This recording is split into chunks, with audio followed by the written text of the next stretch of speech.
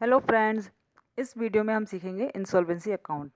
ये चैप्टर बहुत ही इम्पोर्टेंट है बीकॉम के लिए। सीए, सीएस, बीए, बीबीए सब में से इस चैप्टर में क्वेश्चन आता ही आता है। ठीक है, तो इंसॉल्वेंसी अकाउंट समझने के लिए सबसे पहले हमें ये समझना पड़ेगा कि इंसॉल्वेंसी वर्ड का मतलब क्या होता है। इंसॉल्वेंसी वर्ड का मतलब होता है दिवालिया। ये दो कारणों से हो सकता है, या तो हमारी लायबिलिटीज़ ज़्यादा है एसेट के मुकाबले, या फिर कोर्ट ने हमें दिवालिया घोषित कर दिया है।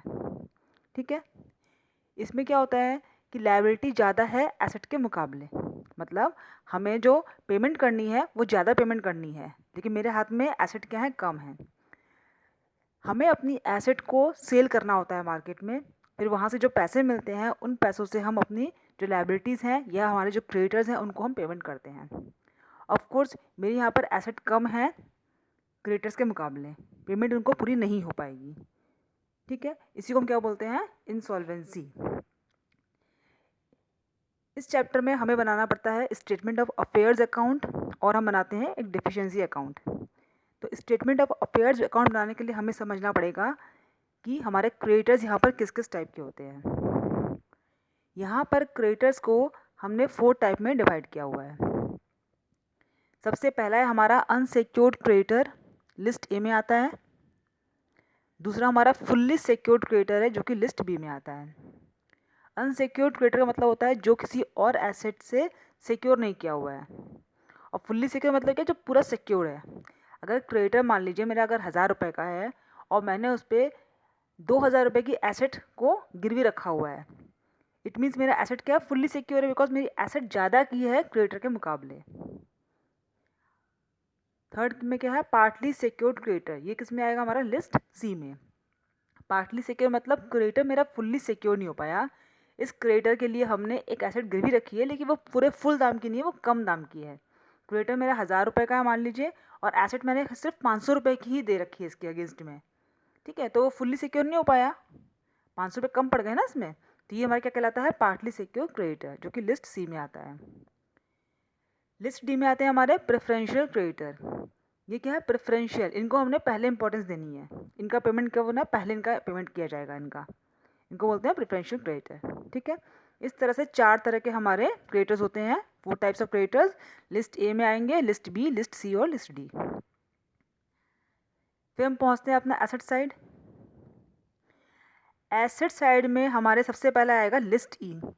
लिस्ट ई में वो वाली एसेट्स आएंगी जो डेटर्स और बिल ऑफ एक्सचेंज नहीं है, मतलब सारी एसेट्स आ जाएंगी केवल डेटर्स और बिल ऑफ एक्सचेंज को छोड़कर। ठीक है, ये हमारा लिस्ट ई है।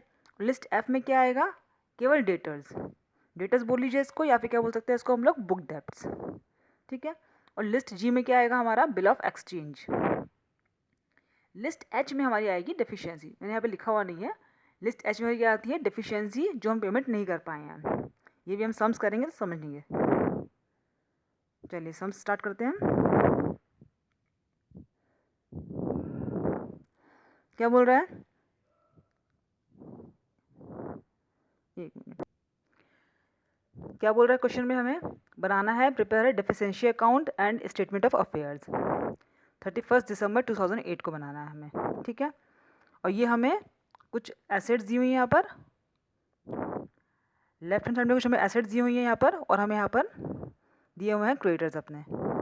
ठीक है, तो नीचे में दिया हुआ है कि share realise at book value and a creditor for ₹250 relinquished his claim for payment. ठीक है, स्टार्ट करते बनाना।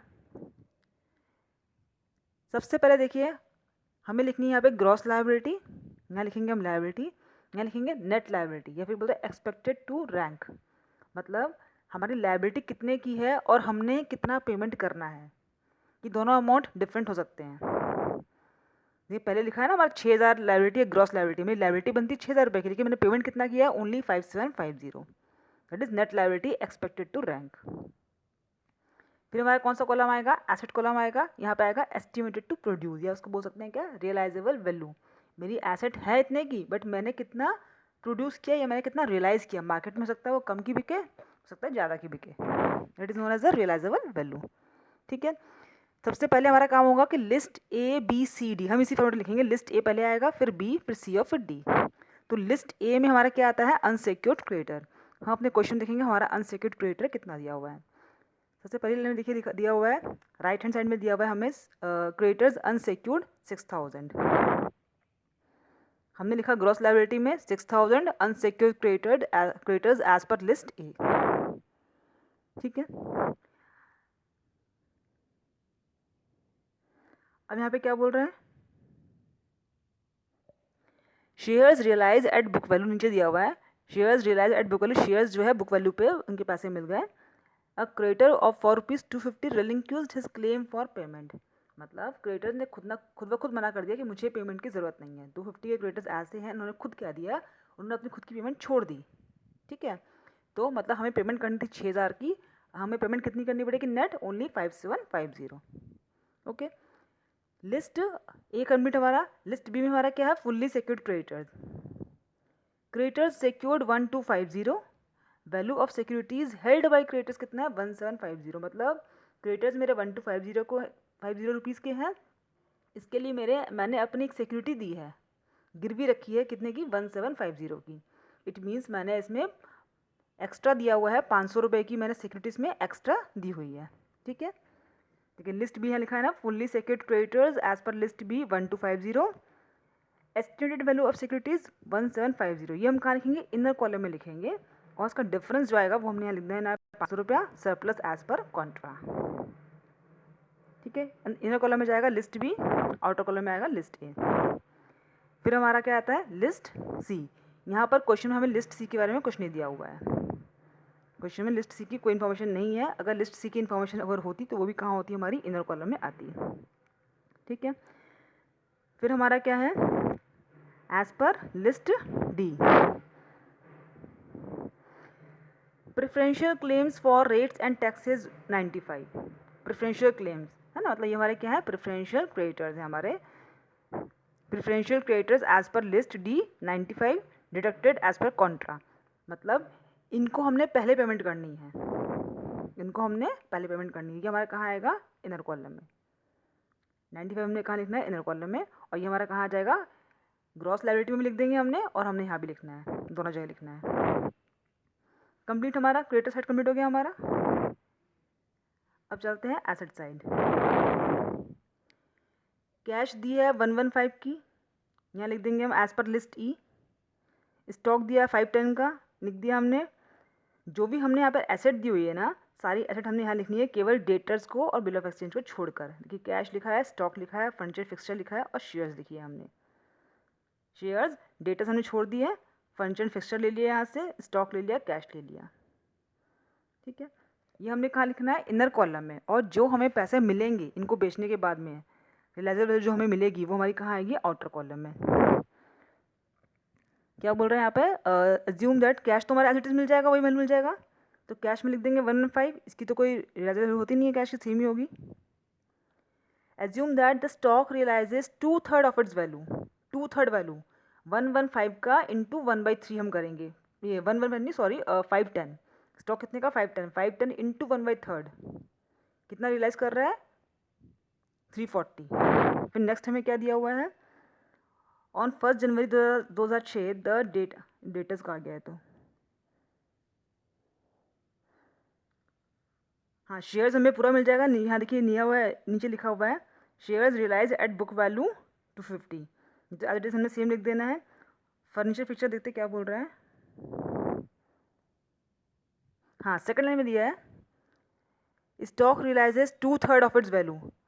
अच्छा स्टॉक है 2/3, मतलब 510 का 2/3 हम लेंगे, 2/3 आ जाएगा हमारा स्टॉक, और फिक्सचर आ जाएगा 1/1/2 मतलब 1/2। फिक्सचर की वैल्यू कितनी दी हुई है हमें, 282, इसका आधा कर देंगे हम लोग, मतलब 141, वो हमारा आ जाएगा फर्नीचर एंड फिक्सचर का। एज पर लिस्ट हमारा कंप्लीट हो गया। फिर हमारा आएगा लिस्ट एफ। लिस्ट एफ में क्या है, हमारे जो बुक डेब्ट्स है वो 3 तरह के होते हैं, गुड, डाउटफुल और बैड। देखिए हमें यहाँ पे दिया हुआ है डेटर्स कमेंस्ड बिजनेस, ये नहीं है, ये रहा। डेटर्स गुड दिया है 3490, डेटर्स डाउटफुल दिया हुआ है 900, और डेटर्स बैड दिया हुआ है हमें 750। ये 3 हमें यहाँ पे चीज़ें दी हुई हैं। ठीक है, और जो डाउटफुल है ना, इसका मतलब पूरा पैसा हमें इसका नहीं मिला, इसका देखिए थर्ड लाइन में यहाँ दिया हुआ है डाउटफुल डेब्ट्स 1/3। डाउटफुल डेब्ट से हमें खाली 1/3 पैसा ही रिलीज हुआ है, मतलब 900 रुपये का डाउटफुल डेब्ट है, इसका 1/3 कितना होता है हमारा 300। सिर्फ 300 में रिलीज हुआ है, बाकी हमें पैसा इसका नहीं मिला। देखिए यहाँ लिखेंगे as per list F, good में पूरे पैसे मिल गए हमने, इनर भी आ गया 3490, आउटर में आ जाएगा 3490। डाउटफुल में 900 हमें इनर लिखना है और पैसा कितना मिला, केवल 300 मिला, वो हमारा कहाँ जाएगा आउटर कॉलम में। फिर बैड में हमारा कितना दिया है 750, इसका कोई पैसा रियलाइज नहीं हुआ, तो आउटर में कोई हम नहीं लिखेंगे अमाउंट। ठीक है, फिर क्या आएगा एज पर लिस्ट जी। लिस्ट जी में हमें कोई इन्फॉर्मेशन नहीं दी हुई है हमें। फिर एट लास्ट हम क्या करेंगे कि जो हमारा सरप्लस आया था यहाँ सर, सरप्लस मिला था हमें यहाँ पर लेफ्ट हैंड साइड में जो हमारा सरप्लस बचा था, जो हमारा लिस्ट बी से 500 रुपये, वो हमें क्या करना है इसमें ऐड कर देना है, 500 रुपये ऐड सरप्लस। पहले हम टोटल करेंगे 115, 340, 141, 250 का हम टोटल करेंगे, भरा आएगा 846। फिर हम प्लस करेंगे इसमें 3490 प्लस 300, मेरा आ जाएगा 4636। इसमें हम 500 सरप्लस है वो उसको ऐड कर देंगे 500 को, मेरा आ जाएगा 5136। ठीक है, फिर इतनी पेमेंट मतलब मुझे करनी, इसमें से सबसे पहले हमें किसको पेमेंट करनी है, प्रेफरेंशियल क्रेडिटर्स को, जो मेरे कितने के हैं 95 के, जो लिस्ट डी में दिया हुआ है, उसको हम माइनस कर देंगे, बचेगा कितना 5041। अब क्या है हमारे को क्या करना है, दोनों साइड को बराबर करना है। तो मेरा लेफ्ट हैंड साइड का टोटल दिखा रहा है 5750, और मेरा राइट में कुछ कम आ रहा है 709, क्या है कुछ कम है, इसको बोल सकते हैं हम लोग बैलेंसिंग फिगर। तो जो मेरी बैलेंसिंग फिगर है वो क्या कहलाएगी, deficiency as per list H. यहाँ लिख देंगे हम 709 और उसको दोनों को हम लोग बैलेंस कर देंगे। ठीक है, इसके बाद एक हमारा होता है क्या, डेफिशिएंसी अकाउंट। डेफिशिएंसी अकाउंट बनाने उसमें क्वेश्चन में बोला हुआ है, ये क्या है, एक स्टेटमेंट है जो कि डबल एंट्री सिस्टम को बिल्कुल भी फॉलो नहीं करता। ठीक है, लेकिन डेफिशिएंसी सिस्टम का अकाउंट का ये सिस्टम है कि इसकी जो लास्ट में जो दोनों के बैलेंसेज है ना, ये मैच करेंगे। जैसे यहाँ देखिए हमारा 6161 दोनों साइड में हमारा आ रहा है। ठीक है, तो दोनों के बैलेंसेज क्या होने चाहिए, मैच करने चाहिए। एक्चुअली डेफिशिएंसी अकाउंट के बताती है, रीज़न बताती है हमारी डेफिशिएंसी क्यों है हमारी। ठीक है, बनाते स्टार्ट करते बनाना। लेफ्ट हैंड साइड में जो भी चीज़ हमारे कैपिटल अकाउंट को इंक्रीज़ कर रही होगी वो आएंगी, राइट में जो हमारे कैपिटल अकाउंट को डिक्रीज़ कर रही होंगी वो आएंगी।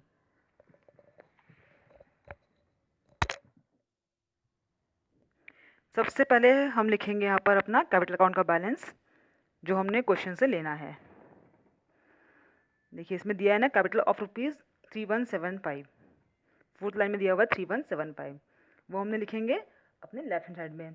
फिर हमें प्रॉफिट दी हुई है 2027, 2027 से मेरा क्या होगा, कैपिटल बढ़ेगा मेरा, ये मेरा आ जाएगा लेफ्ट हैंड साइड में। ये देखिए है कैपिटल अकाउंट 3175, प्रॉफिट लिख दिया हमने 2027। ठीक है, फिर फोर्थ में दिया है क्लेम्स नॉट पेड, 250 का क्लेम है जो कि हमने पेड नहीं किया, जो कि बंदे ने क्या कर दिया था, रेलिंक्विस्ट कर दिया था, हमें याद है स्टार्टिंग में ही। ये देखिए 6000 के मेरे बनते हैं क्रेडिटर्स, है ना, लेकिन पेमेंट कितनी की हमने 5750, तो इनको फायदा हो गया होगा 250 का, तो जिससे मेरी वैल्यू बढ़ रही है कैपिटल की, वो सब हम कहाँ लिखेंगे, लेफ्ट हैंड साइड में लिखेंगे। ठीक है, इसके इसमें एक और चीज़ पड़ी हुई है deficiency as per list H, उसको भी रहने देते हैं। चलते हैं राइट हैंड साइड में, यहाँ हमें दिया हुआ है ड्राइंग, हिज ड्राइंग वर ₹1500 पर ईयर, एक साल का कितना है 1500 है। स्टार्ट कब किया बिजनेस, 1 जनवरी 2006 में, 6 पूरा साल गया, 7 गया, और 31 दिसंबर 2008 की एंडिंग में हम ये बना रहे हैं, तो 3 साल की मेरी क्या आ जाएगी, इसमें ड्राइंग आ जाएगी।